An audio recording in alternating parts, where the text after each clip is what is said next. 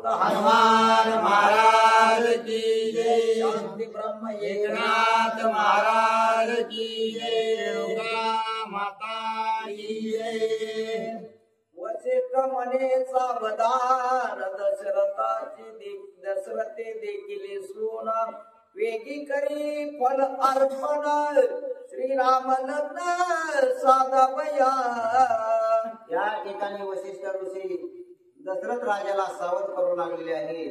दशरथ राजाला म्हणजे आपल्याला सावध करू लागलेले आहे की सावध व्हा, कारण भगवान परमात्म्या बरोबर जर विवाह करायचा असेल तर भक्तीच्या मार्गाने जायचं आहे. त्यासाठी उशीर होऊ नये. उशीर झाल्यानंतर गोंधळ होईल, मार्ग भरकटला जाईल. म्हणून ताबडतोब सावध व्हा आणि भगवान परमात्म्याकडे जाण्याच्या मार्गाला निघा. म्हणजे जे काही आपल्याला या जीवनामध्ये आल्यानंतर फळ प्राप्त करून घ्यायचं आहे ते फळ तुम्ही प्राप्त करून घेण्यासाठी ताबडतोब सावधतेने त्या सीतेला म्हणजे त्या भक्तीला आणलेले फळ अर्पण करा. म्हणजे भक्तीच्या मार्गाने परमात्म्याकडे जा. लावावया श्रीराम लग्न नाही उरले व्यवधान सीता साधावया निदान फल अर्पण करी वेगी. या लग्न कार्यासाठी म्हणजे भगवान परमात्मा मिळवण्यासाठी उशीर होऊ नये. ताबडतोब भगवान परमात्म्याकडे जाण्याची घाई केली पाहिजे. त्यासाठी उशीर होऊ नये. म्हणून सावध व्हा, कारण ही असणारी भक्तीला निधान गाठायचं आहे. निधान म्हणजे धनाचं गटोडं. स्त्रीचं धन काय आहे तर स्त्रीचं धन पती आहे. तसं मनुष्य जीवनामध्ये आल्यानंतर जे मुख्य धन आहे, जे प्रमुख धन आहे ते म्हणजे भगवान परमात्मा. आणि भगवान परमात्मा नावाचं जे धन आहे ते आपण मिळवलं पाहिजे. सीता तर आता परमात्म्याकडे निघालेलीच आहे, म्हणजे भक्ती ही भगवंताकडे चाललेली आहे. परंतु तो भगवंत प्राप्त करण्यासाठी आपण सुद्धा घाई केली पाहिजे, असा नाथ महाराजाच्या या गोवीचा अर्थ आहे. पहिलेने अर्पिता फळ कार्य न साधे तत्काळ निशेष अर्पिल्या फळ सकळ कोण भूपाळ पावला. जर आपण भगवान परमात्म्याकडं फळाची अपेक्षा केली तर ते फळ आपल्याला पावणार नाही. परंतु कसल्याही प्रकारची आशा न ठेवता निरापेक्षपणे जर भगवान परमात्म्याची आपण भक्ती केली तर भगवान परमात्मा निश्चितच भेटण्याची खात्री आहे. वसिष्ठाच्या निज वचना सन्मुख बैसोनी चारी सुना निशेष फळार्पिले जाना वस्त्रभूषणा समवेत. म्हणून निष्काम भावनेने जे काही फळ आहे ते आणलेली फळ या चारही सुनांना म्हणजे या चारही असणाऱ्या मूर्त्यांना दशरथ राजाने अर्पण केलेले आहे. पुरोहित जनक वंशी शतानंद धन उदासी दशरथे आनो नित्यासी घातली कळशी कोटी द्रव्य. मग या असणाऱ्या नवऱ्याच्या वटी भरणाचा कार्यक्रम झाल्यानंतर जे काही वराचे वडील आहेत दशरथ राजे यांनी ब्राह्मणाला दक्षिणा देण्यासाठी काही धन आणलेलं आहे. परंतु जनक राजाचे पुरोहित असणारे जे शतानंद आहे यांना मात्र कुठल्याही धनाची अपेक्षा नाही. निरापेक्ष भावनेने पुरोहित पण करणारे विदेह राजाच्या नगरीमध्ये राहणारे हे ब्राह्मण आहेत, यांनी त्या धनाचा स्वीकार केलेला नाही. तो म्हणे राया दशरथा देखील रघुनाथा द्रव्य लोभ नाही आता राये चरणी ठेवी माता ठेविला. आणि मग त्यांनी दशरथ राजाला सांगितलं की मला कुठल्याही धनाची किंवा कुठलाही लोभ नाही, मला कसल्याच प्रकारची आशा नाही. असं म्हणल्यानंतर दशरथ राजांनी त्यांचं दर्शन घेतलेलं आहे. जे पुरोहित असणारे जे शतानंद आहे ते म्हणजेच आजचे साधू संत आहे. साधू संताला कसल्याही प्रकारे कोणाच्या धनाची लोभ नाही किंवा आशा नाही, अशा असणारे हे पुरोहित शतानंद आहे. द्विजा अग्र पूजा सन्मान दिदले सुमान चंदना सकळा तांबूळ संपूर्ण फलार्पण पै झाले. आणि मग या ठिकाणी सर्व फळार्पण केलेलं आहे, विडा दिलेला आहे, भोजन झालेलं आहे. सर्व प्रकारचा तो जो असणारा विधी होता तो विधी या ठिकाणी ओळखलेला आहे. वसिष्ठ सांगे जनकासी शीघ्र मूळ यावे वरासी. दशरथा सहित ऋषी जानवशासी सोय आले. म्हणजे थोडक्यात आता वागिसण्याचा कार्यक्रम झालेला आहे. हा कार्यक्रम झाल्यानंतर वशिष्ठ ऋषींनी सांगितलं की आता ताबडतोब तुम्ही नवरदेवाला आणण्यासाठी मूळ पाठवा आणि नवरदेवांना या मंडपामध्ये आणण्याची घाई करा. बोलती वराडनी वेलाळा कन्या देखताची डोळा. तान भूक नाटवे सकळा अपूर्व कळा सौभाग्य. या वागिष्ठा चढल्यानंतर या ज्या 4 मुक्ती नावाच्या ज्या नवऱ्या आहेत यांना पाहिल्यानंतर ह्या ज्या काही वराडणी होत्या, या वराडणी म्हणजेच आपण असणारे भक्त आहेत ते म्हणू लागलेले आहेत की या 4 मुक्तीकडे पाहिल्यानंतर त्या इतक्या शोभवंत दिसू लागलेल्या आहेत की त्या 4 मुक्तीवरून या वराडाची नजरच हटत नाही. प्रत्येकाला वाटू लागलं की एकापेक्षा एक असणारी, एका वरचढ एक असणारी ही मुक्ती आहे. अत्यंत स्वरूपात चौघे जणी सकळ सौंदर्याच्या खाणी. लावण्य पेटेच्या दिव्य योगिनी सगुणा गुणी गुणाच्या. त्या असणाऱ्या अतिशय दिव्य लावण्यवती सौंदर्याचे खान असणाऱ्या त्या 4 नावाच्या मुक्ती आहे. कुठली जरी मुक्ती आपण बघितली तरी कुठल्याच मुक्तीमध्ये कमतरता नाही. प्रत्येक मुक्ती ही भगवंतापर्यंत पोहोचण्याचं कार्य करते. त्यामुळे या 4 असणाऱ्या एकापेक्षा एक वरचढ आहे आणि अतिशय सुंदर म्हणजे प्रत्येक जण आपापल्या परीने भगवान परमात्म्यापर्यंत नेण्याचं काम करत आहे. साधावया नवविधान स्वये श्रीराम सजान.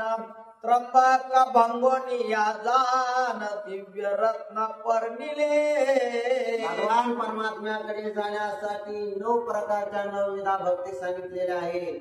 या 9विधा भक्ती त्या भगवान परमात्म्याकडे घेऊन जातात आणि हा जो असणारा भगवान परमात्मा आहे याने मात्र धनुष्य तोडण्याचं फक्त निमित्त केलेलं आहे. आणि कुठलं का होईना निमित्त पाहिजे आणि त्या निमित्ताने का होईना भगवान परमात्म्याकडे जाता आलं पाहिजे.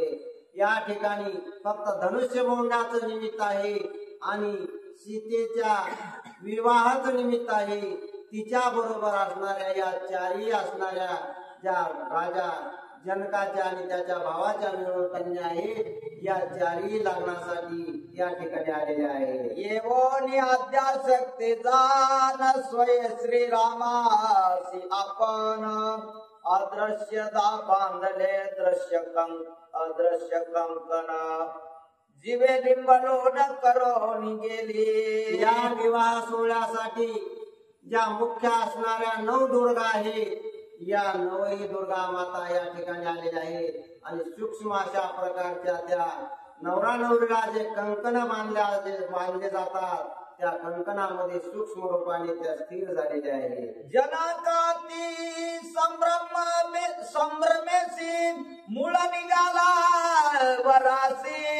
सुमेधा अत्यंत उल्हासी तेलवनासी विस्तारी. आणि वशिष्ठ ऋषीने सांगितल्यानुसार जनक राजे संभ्रमपूर्वक या वराला आणण्यासाठी मूळ म्हणून जाऊ लागलेले आहेत. त्याच वेळी इकडं या सीतेची आणि उर्मिलेची आई असणारी सुमेधा हिनं नवरदेवाला तेलवण करण्यासाठी जमवाजमव सुरू केलेली आहे. सूक्ष्म सेवेचे पैलाडो श्रीरामासी अत्यंत गोडो. वैराग्य शर्करा अति गोडो. तिळव्या जोडू सुस्वादू. या ठिकाणी या नवरदेवाला गडंगनेर म्हणून सूक्ष्म सेवया ह्या कशाच्या आहेत तर वैराग्याच्या आहेत. वैराग्य धारण केल्यानंतर सूक्ष्म प्रकारच्या भक्तीने सुद्धा भगवान परमात्म्याकडे जाता येतं. म्हणून या ठिकाणी वैराग्याची सूक्ष्म अशा प्रकारची या शेवयावरून त्याचे लाडू या सुमेधा मातेनं बनवलेले आहे. शाब्दिक शब्दाची खसखसा दोन्ही सांडिली कसकासा लाडू वळले सुरस शुद्ध चिदांश गुळ गोडिया. शब्दाची खसखस म्हणजे बडबड करून किंवा पुराण भजन कीर्तन करून भगवान परमात्म्याकडे जाता येईल, परंतु त्याच्यापेक्षाही लवकरात लवकर शुद्ध अंतःकरणाने जाता येईल. म्हणून या असणाऱ्या सुमेधा मातेनं ती जी खसखस आहे ती खसखस धुवून शुद्ध केलेली आहे. म्हणजे अंतःकरण शुद्धीने भगवान परमात्म्याकडे जाण्याचा मार्ग केलेला आहे. चार वाक चारे पोड पोड चैतन्य चारोळ्या पडी पाडू चित्सा करा वळले लाडू सुख सुरवाडू श्रीरामा. हे लाडू वाळण्यासाठी लाडू वळत असताना आपण टाकतो टरबुजाच्या ब्या, काजू, बदाम, कपडे असं 4 वाकाचं बी, त्यानंतर असणारे अनेक प्रकारचे जे काही मौल्यवान असा सुकामेवा आहे असे आणलेले आहे. आणि त्याच सुकामेव्याला चैतन्याचा सुकामेवा असं नाव दिलेलं आहे. अष्टांग योगीचे अष्टदळ बीज त्याचेही सोलोनी काढिले निज सुमेधा सुगंध लाडू वळिले सहज दाखवी ओज तेल वना. त्यानंतर अष्टांग योगाचं बीज फोडलेलं आहे. म्हणजे भगवंताकडे जाण्यासाठी अष्टांग योगाचे 8 मार्ग सांगितलेले आहेत. त्या अष्टांग योग मार्गाने सुद्धा भगवान परमात्म्याकडे जाता येतं. ते सुद्धा बीज फोडलेलं आहे, म्हणजे त्याला सुद्धा बाजूला सरलेलं आहे. आणि सूक्ष्म म्हणजे शुद्ध अंतःकरणाने त्याचं बी काढून या लाडू मध्ये मिक्स केलेलं आहे. सप्रेम सर्वांगी काटे फणसांतरी गोड गोमटे त्याचेही बीज काढून नेटे लाडू गोमटे वळीले. भक्ती करत असताना अनेक वेळा मध्येच काहीतरी अडचणी येतात, काटे येतात. जसं की फणसाला वरून काटे असतात, ते काटे वारून वरचं साल काढून मधला गोड असणारा घर काढावा लागतो. तसा भक्ती करत असताना अनेक प्रकारचे काटे आडवे येतात. आणि मग ते काटे बाजूला केल्यानंतर जो भक्तीचा गोड घर आहे तो घर साधला जातो. तसा असणारा फणसामधला घर काढून त्या लाडू मध्ये त्या सुमेधेने टाकलेला आहे. अति सज्ञान विदेह भाज गंगा फळाचे निज बीज सोलोनी लाडू वळिले सहज निज वद तेल वना. त्या लाडू मध्ये अतिशय सोज्वळ असणारी विदेह भाग, विदेह म्हणजे जनक राजा आणि भाग म्हणजे त्याची पत्नी म्हणजे सुमेधेनं गंगा फळाचं बीज काढलेलं आहे. गंगा फळ म्हणजे टरबूज, टरबुजाच्या बी वरच साल काढून त्याच्यामधला असणारं जे बी आहे ते या लाडू मध्ये मिक्स केलेलं आहे. कंटकामाजी दांबिक बोरे आता बटवरी साजिरे त्याचेही बीज फोडून निज निर्धारे काढी बाहेरे निज बीजा. त्या बोराचं बी काढण्यासाठी बोरीच्या झाडाला काटे असतात. ते काटे वारून ती बोरं काढावे लागतात. ते बोरं काढलेली सुद्धा गोड नाही, ते सुद्धा आंबट आहे. म्हणजे या भक्ती मार्गामध्ये अशा अनेक प्रकारच्या अडचणी येतात असं या नाथ महाराजांना सांगायचं. सद्भावाचा गोळ गोडो गालो निवळिले लाडू श्रीराम जाणे चवी निर्वाणी वाडू पडी पाडू तेल वना. लाडूला गोडी आणण्यासाठी सद्भावाचा गुळ घातलेला आहे. आणि सद्भावाच्या गुळाने या लाडूला गोडी आणून या सुमेधा मातेनं भगवान परमात्म्याला खाण्यासाठी चैतन्याचे, वैराग्याचे आणि सद्भावाचे अशा प्रकारचे हे जे भाव आहेत या सर्व भाव मिळून हे लाडू बनवलेले आहे. वैराग्य कडकडीत कडकणे सुमेधा आणि तेलवणे श्रीराम उद्देशाचे निगुणे उठणे तुटणे त्या नाही. वैराग्याचं तेल कढवलेलं आहे. वैराग्याचं तेल कढवून ते कळकळ करायला लागल्यानंतर हे असणारे चैतन्याचे विवेकाचे जे लाडू केलेले आहेत हे त्या तेलामध्ये तळून काढलेले आहेत. निज प्रपंच उबगले तेची वाकडे कानवले मुरडी सद्भावे मुरडले हे आवडले श्रीरामा.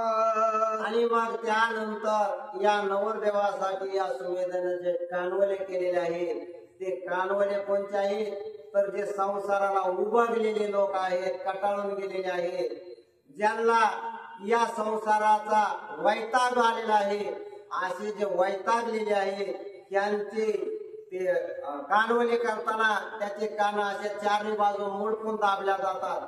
तसे हे वैतागलेले आहेत हे मुडपू सुमेधा मातेनं भगवान परमात्म्याकडे लावण्याच्या मार्गाला तयार केलेले आहे. संध्याचे तेलवन बोलावया अबहुता अंगवन परी ते विद्याचे तेलवन अति कठीण आर्थिता. हे जे असणार संदेहाचं तेलवण आहे, परंतु हे संदेहाचं तेलवण नाही तर हे विदेहाचं तेलवण आहे. या ठिकाणी आपण हे लग्न सदेहाचं लावू लागलेलो आहोत. राम म्हणजे एक पुरुष आहे आणि सीता एक स्त्री आहे, अशा प्रकारचा आपला संदेह निर्माण झालेला आहे. परंतु हे जे असणारे नवरा नवरी आहेत, ज्यांचं लग्न आहे तो परमात्माही विधेय आहे आणि जिला त्या परमात्म्यासोबत लग्न करायचं आहे ती भक्ती विधेय आहे. या दोन्ही विधेय नवरा नवरीचा या ठिकाणी विवाह सोहळा होऊ लागलेला आहे. वरासी मुळ गज गहिरे जनक आला त्या दरे सुमेधा सुवासिनी संभारे निज गजरे पयानी. त्या वराला आणण्यासाठी जे काही त्याला जाण्यासाठी बसण्यासाठी वाहन लावल्या जातं ते वाहन असणार चांगले मोठ्या अशा प्रकारचे सजवलेले अंबारी असणारे मोठमोठे हत्ती आहेत.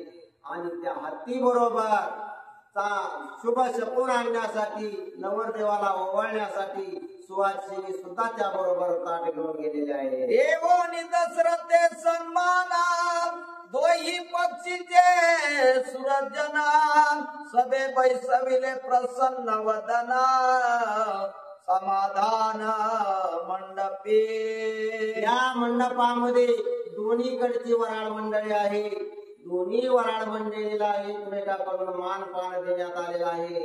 त्यामुळं सर्वजण प्रसन्न झालेले आहे आणि सर्व प्रसन्न वराळ मंडळी या वधूवरांची वाट पाहू लागलेली आहे. वर उपविष्ट सर्वा तरी भावे अनावया सभे भितरी वसिष्ठ सद्गुरु हाती धरी राम बाहेरी तय प्रकटे.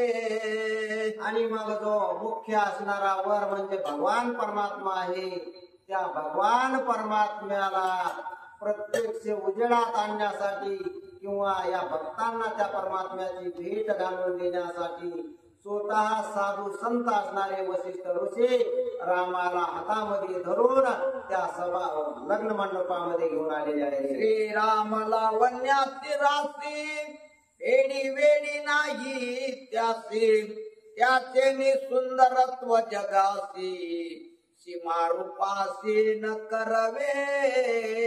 राम त्या लग्न मंडपामध्ये आल्यानंतर सर्वजण पाहू लागलेले आहे.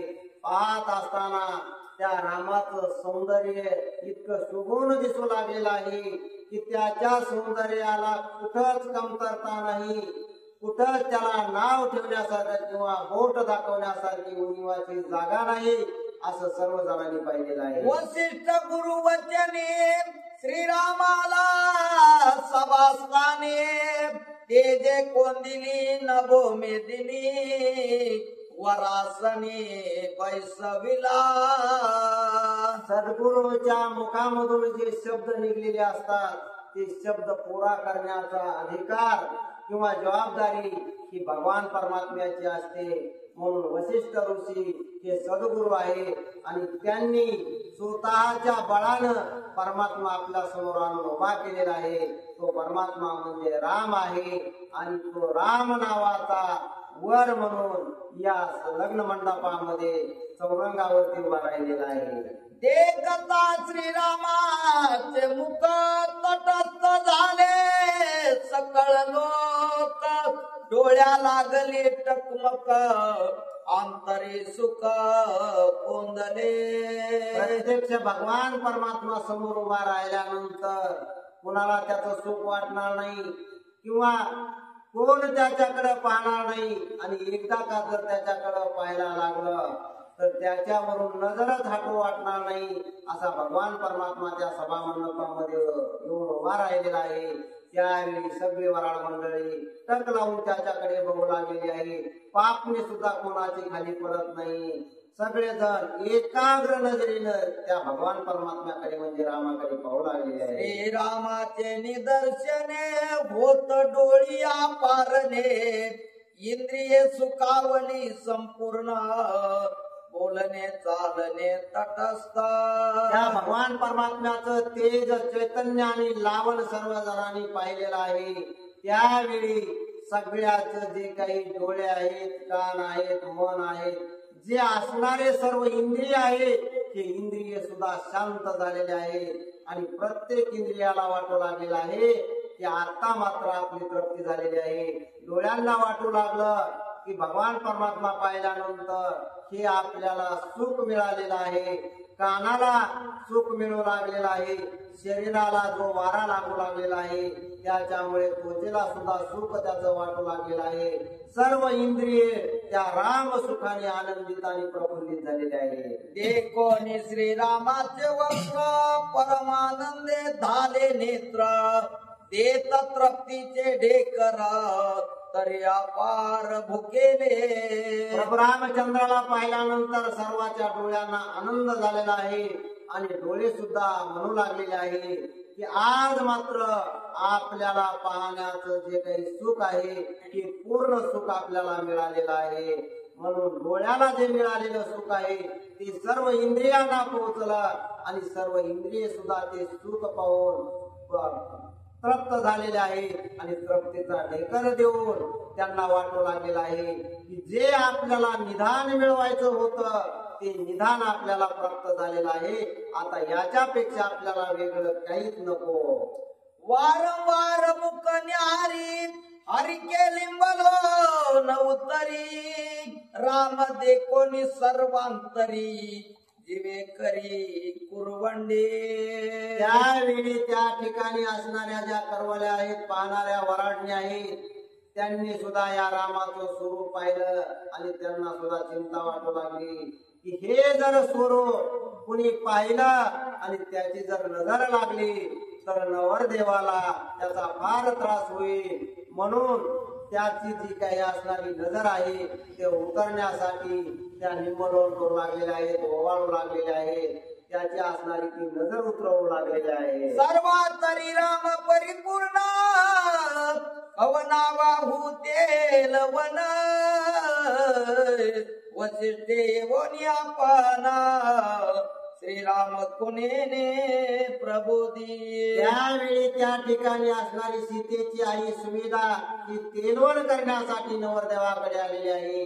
आणि नवरदेवाकडे आल्यानंतर प्रभू रामचंद्राकडे पाहिल्यानंतर ती सुद्धा स्वतःला विसरून गेलेली आहे. तिला सुद्धा भुरळ पडले आणि तिला कळना की आता नेमका नवरदेव कोणता आहे. ज्याच्याकडे ती पाहू लागली तो प्रत्येक जण तिला राम दिसू लागला.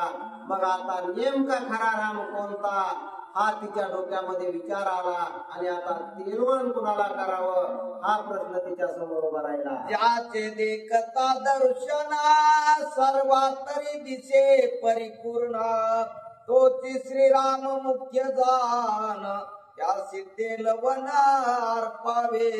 मग ती घाबरून गेलेली आहे. इकडं तिकडं पाहू लागली, परंतु ती जिकडं जिकडं पाहू लागली तिकडं तिकडं तिला रामच दिसू लागला. कारण तिनं अगोदर रामाचं रूप न्याळलेलं होतं. एकाग्र चित्ताने तिने आपल्या डोळ्यामध्ये रामाचं रूप साठवलं होतं. त्यामुळं ती जिकडं पाहि तिकडं तिला राम दिसू लागलेला आहे. वराडी बोलते नवाई मुख्य वाहमाय नोळखे जावाई आता मी करावे काही वरलवलाई चालू द्या. मग त्या सुमेधा बरोबर ज्या काही आलेल्या होत्या तेलवण करण्यासाठी त्या सुद्धा घाबरून गेल्या. त्या म्हणू लागल्या की आता मुख्य असणारी वरमाई सुमेधा हिला जर आपला जावाई नेमका कोणता आहे कुणाला तेलवण करावं हे कळत नाही, तर आता आपली काय अवस्था, आता आपण कुणाला हे करावं वरमाईच्या ठिकाणी घाबरून गेलेली आहे. जैसे श्रीरामा सीतेल वना तैसे ती भरत शत्रुघ्न लक्ष्मण देवनी दिव्यांबरे भूषण समान पूजिले. आणि मग त्या ठिकाणी जसं आपल्याला सुद्धा भगवान परमात्म्याकडे जाण्यासाठी या सुमेधासारखंच आपला सुद्धा भ्रम होतो आणि त्या भ्रमामध्ये आपण सुद्धा पडतो. आपल्याला सुद्धा कळत नाही की नेमकं कोणत्या मार्गाने भगवान परमात्म्याकडे जावं. तशीच परिस्थिती या सुमेधाची झालेली आहे. आणि मग त्या सुमेधेला सद्गुरू म्हणून वशिष्ठ ऋषी त्या ठिकाणी आले आणि त्यांनी सांगितलं खुनेनं की सुमेधा, मुख्य असणारा जो वर आहे तो हा आहे, त्याला तेलवण करा. म्हणून मुख्य मार्ग दाखवणारा किंवा मुख्य मार्ग परमात्म्याकडे कोणता जातो हे दाखवणारा सद्गुरू असतो. तसा सद्गुरू वशिष्ठ ऋषी या ठिकाणी त्या सुमेधा मातेला मिळालेला आहे. शुद्ध सत्वाचा श्वेतवारू त्यावरी चढला रघुवीरू सत्वातील अत्यंत धीरू श्रीराम भारू तो साये. रामाला बसण्यासाठी जो पांढरा शुभ्र घोडा होता तो सत्वाचा घोडा होता. म्हणजे सात्विक वृत्तीने किंवा सत्व मार्गाने सत्व गुणाने जर भक्ती केली तर भगवान परमात्म्याकडे जाता येतं. चौघासी समान बैसावया श्वेतवान चौघेही वर शोभायमान जननयन आल्हादी. या ठिकाणी फक्त प्रभू रामचंद्राविषयी वर्णन केलेलं आहे, परंतु हे चारही असणारे नवरदेव हे एकच आहे. चारही रूप हे रामाचेच आहे. राम, लक्ष्मण, भरत आणि शत्रुघ्न. जसे रामाला तेलवण केलं तसंच या चारही भावंडांना केलेलं आहे. जशी रामाची सेवा केली तशीच या सर्वांची आहे. रामाला जसा सत्वाचा पांढरा शुभ्र असणारा घोडा बसायला आणला होता तसाच या चारही नवदेवांना आणलेला आहे. लक्षणी पूर्ण प्रमानंदो प्रगटे सच्चिदानंदो तैसे रामा समवेत तिघे बंधू निजात्मबोधू एकात्मता. राम हा असणारा एकटा जरी असला तरी चारही रूपामध्ये तो या ठिकाणी प्रकट झालेला आहे. हे चार रूप आपल्याला जरी वेगवेगळे दिसत असले तरी मुख्य असणारी चारही रूप एकाच भगवान परमात्म्याचे म्हणजे रामाचे आहे. रामाने 4 जणांच्या रूपामध्ये अवतार घेतलेला आहे. त्यामुळे हे चारी असणारे रामच आहे. देविका ओंकार मुख्य वेदू तोची भाषे चतुर्विदो तैसे ती येही चौघे बंधू निज बोधो एकात्मता. जसे 4 वेद आहेत आणि चारही वेदाने सुरुवातीचं जे अक्षर ओंकार काढलेलं आहे. 4 वेद जरी वेगवेगळे असले तरी चारीचं म्हणणं काय आहे, ओंकार हा प्रथम आहे. तसा ओंकार असणारा हा प्रभू रामचंद्र आहे. आणि हे जे 4 रूप आहेत लक्ष्मण, भरत, शत्रुघ्न, हे 4 नाव वेद जसे आहेत तसे एकाच रूपाचे हे 4 रूप आहे. एकाच साधूच्या शरीरे भासती पुरुषार्थ चारी तैसीच या चौघाची परी एकाकारी निज बोधू. जसं धर्म, अर्थ, काम आणि मोक्ष हे 4 पुरुषार्थ आहेत. हे 4 पुरुषार्थ एकाच्या सुद्धा अंगामध्ये असू शकतात किंवा एकाच्या अंगामध्ये एक, एकाच्या अंगामध्ये एक असंही असू शकतं. परंतु साधू संतांसारखे जे अधिकारी लोक आहेत यांच्याकडे 4ही पुरुषार्थ आहेत. असे 4 पुरुषार्थ असणारे हे 4 भाऊ आहेत. जेवी एक शिलोकी चरणचारे तैसीच या चौघाची परी श्रीराम अर्थ श्लोकाक्षरी देवी चौघा भितरी एकत्व. असं संस्कृत श्लोक आहे, त्या श्लोकामध्ये 4 चरण असतात किंवा या ओवीचे सुद्धा 4 चरण आहेत. हे 4 चरण जरी वेगवेगळे असले तरी या 4 चरणापैकी या ओवीचा अर्थ सांगणारा एकच शब्द त्यामध्ये असतो. तसे हे 4 भाऊ जरी वेगवेगळे जरी असले तरी मुख्य असणारा यामध्ये राम आहे. वर मिरविते एकत्रे धरिली तन्मयाची निज छत्रे निज बोधाची दळती चामरे दशविध तुरे लागली. या ठिकाणी हा जो भगवान परमात्मा राम आहे याच्याकडे जाण्यासाठी निजबोध म्हणजे आत्मबोधाने भक्ती करून त्या परमात्म्याकडे जाता येतं. म्हणून या ठिकाणी या ज्या शुद्ध सात्विक नावाचे जे घोडे आहेत याच्यावरती भगवान परमात्मा बसलेले आहे आणि त्यासाठी त्याच्यावरती ज्या काही आपण नवदेवाला छत्र्या धरतो त्या छत्र्या असणाऱ्या ह्या आहेत. घंटा किंकिणीचे शब्द मधुर शब्दाचे अनुवाद विना वेणू मृदंगनाद शुद्ध शब्दाची काळा. त्या छत्रीला असणारे पहिले सजवीत होते, त्याला बारीक बारीक घंट्या लावी, त्याला गोंडे लावी आणि त्या हल्ल्यानंतर त्याचा किंकिण असा आवाज येत असे.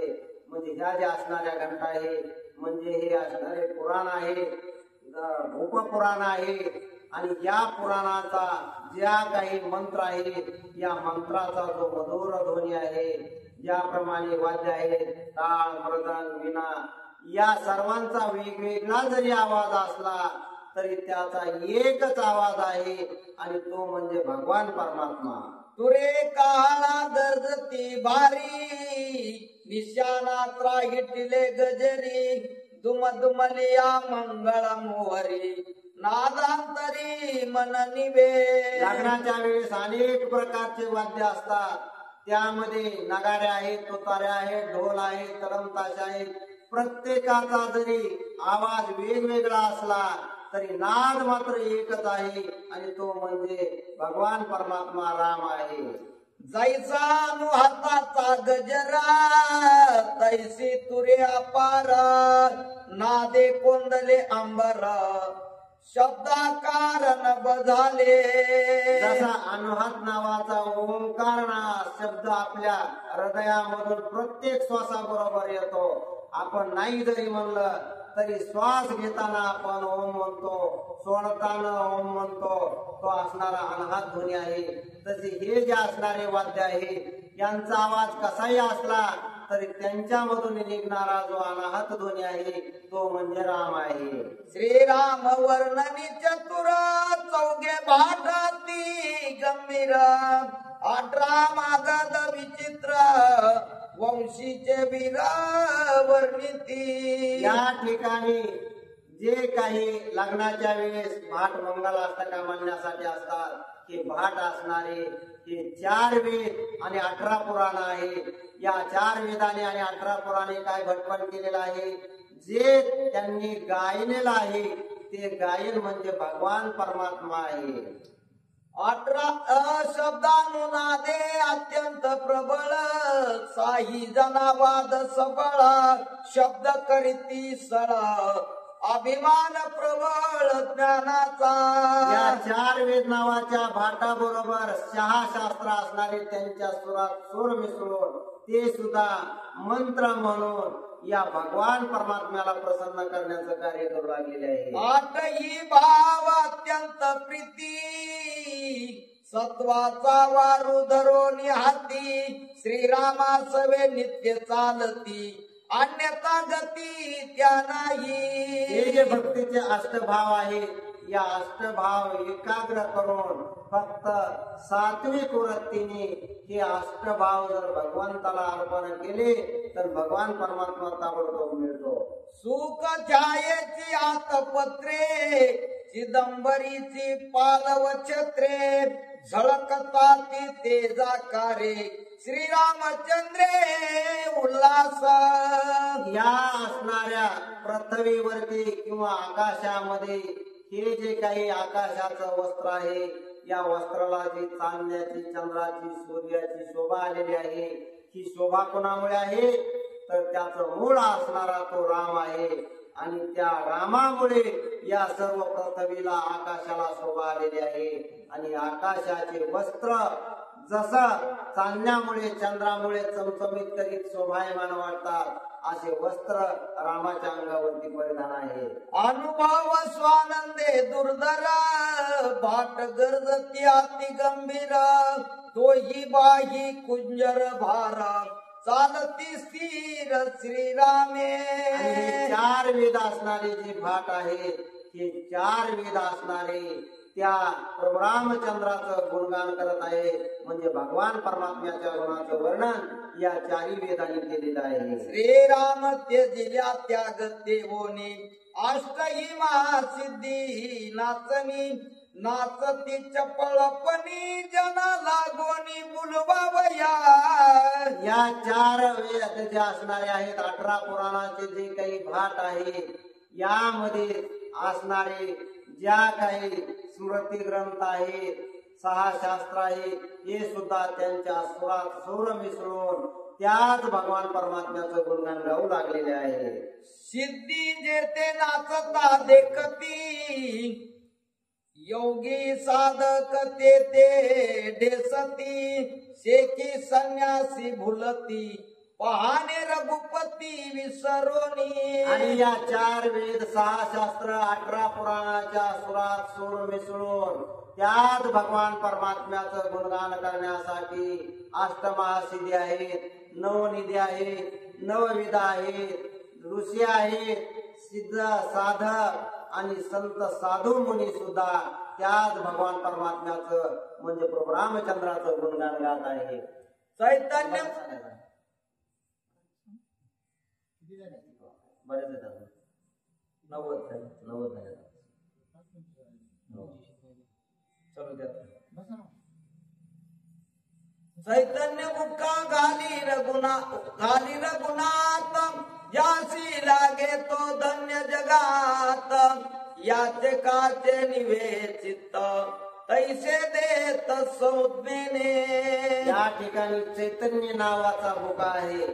ज्याला बुका लागला त्याला भगवान परमात्म्यानं जवळ केलं.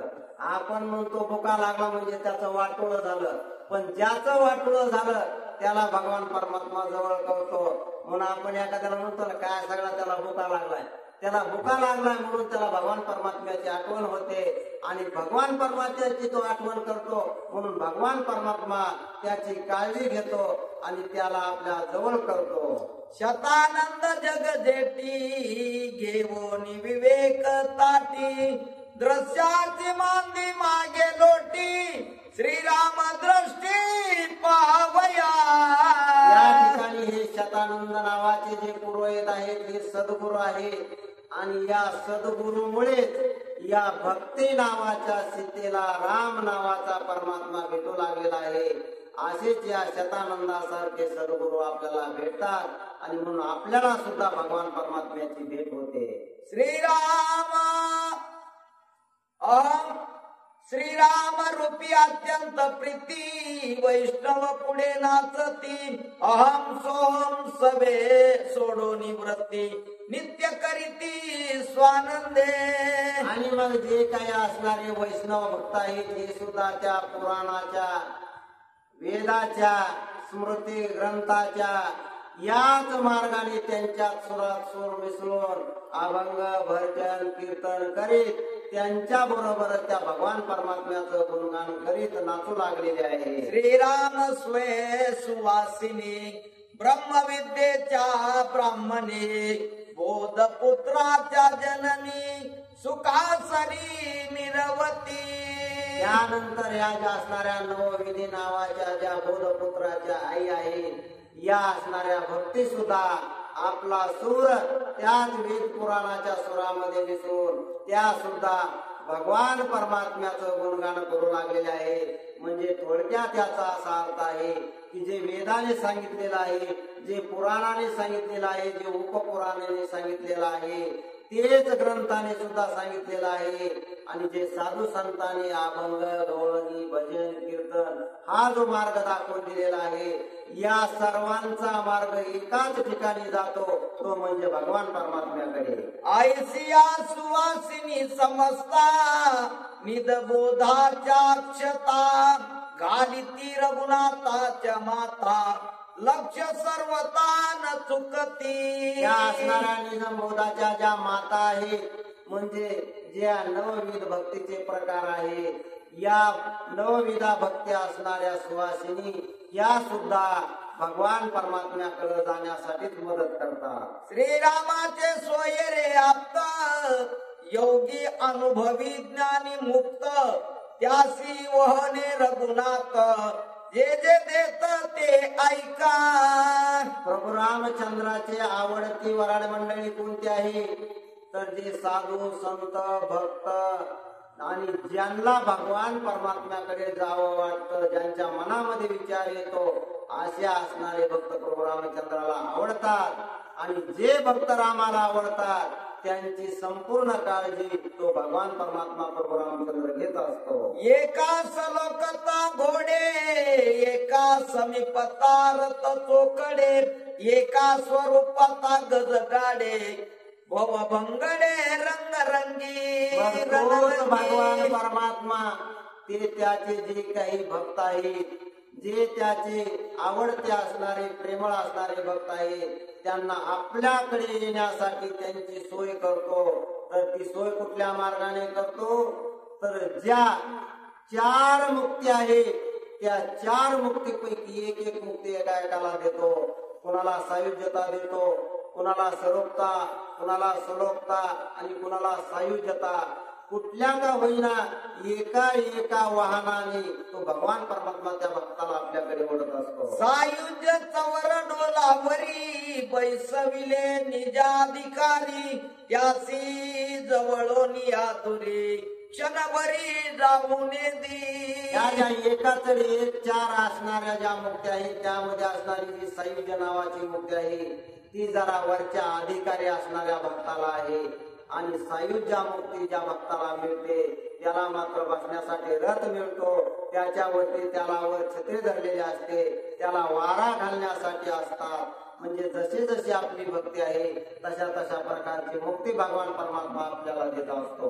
भरोनी राजताम औषध, अग्नियंत्रे करोनी सिद्ध, श्रीरामासी अति विनोद, एक प्रबुद्ध दाविती. आणि मग रजतम नावाची दारू भरून तूप गोळे त्या लग्न विवाह सोहळ्यासाठी तयार केलेले आहे.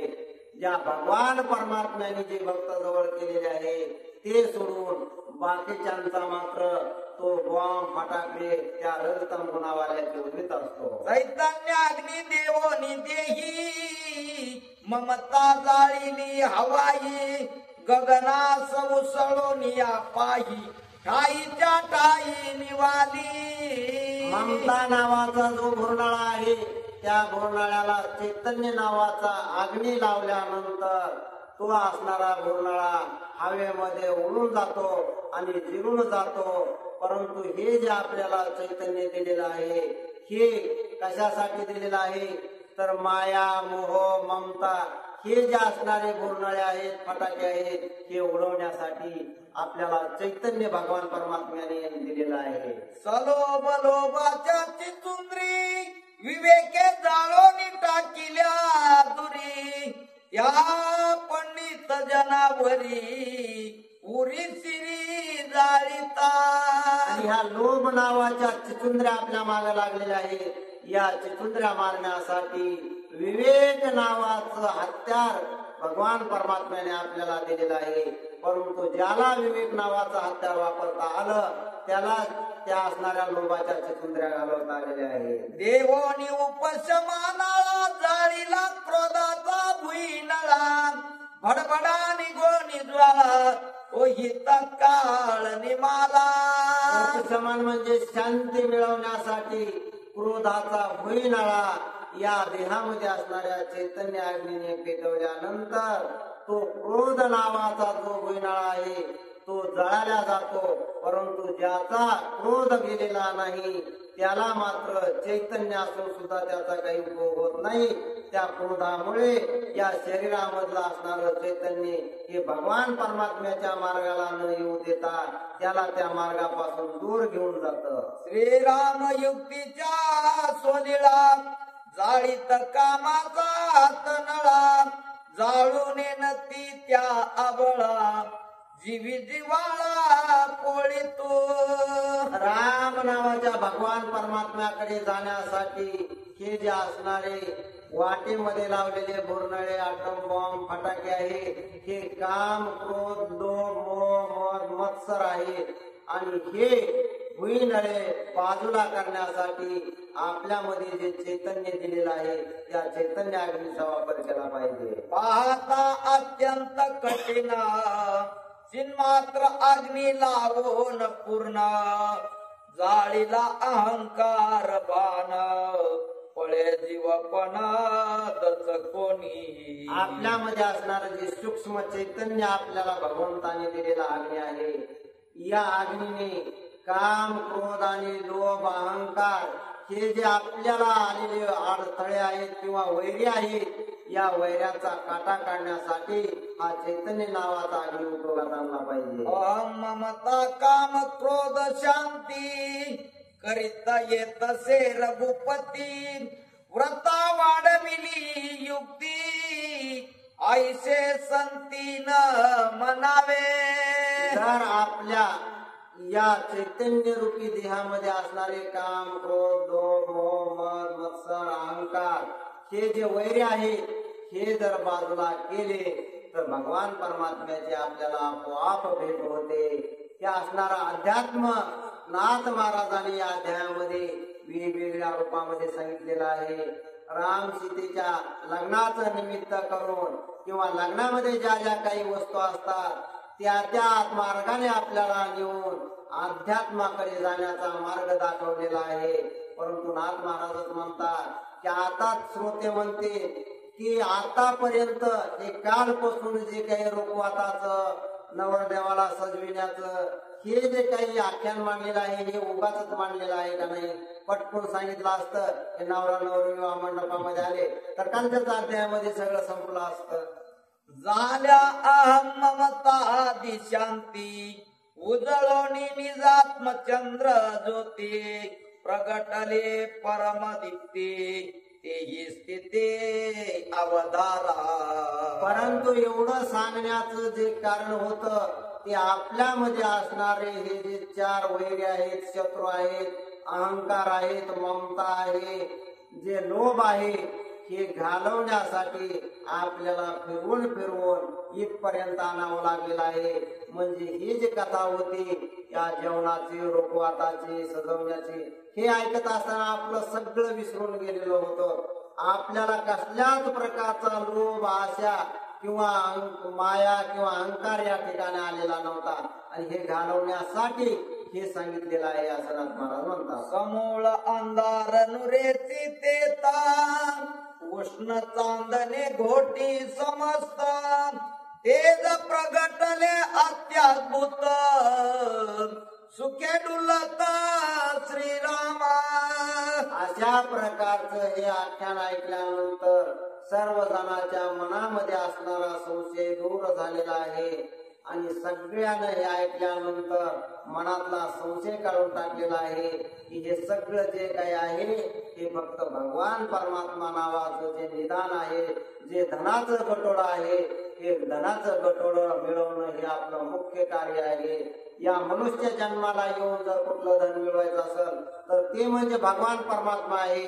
आणि भगवान परमात्मा मिळवण्यासाठी हे लोभ, मोह, माया, मद, मत्सर, अहंकार हे जे आहे हे बाजूला जर सारले तर जसं दिव्यावरची काजळी काढल्यानंतर जसा त्याचा लख प्रकाश पडतो तशा प्रकारे हे जे मायेची काजळी आलेली आहे, मोहाची काजळी आलेली आहे, ही बाजूला सारल्यानंतर फक्त शुद्ध चैतन्य आणि तेजस्वी असणार, तेजोमय, उष्ण, मनाला प्रसन्न करणार, शांती देणार जे चैतन्य आहे ते मात्र सत्वगुणाचं आहे.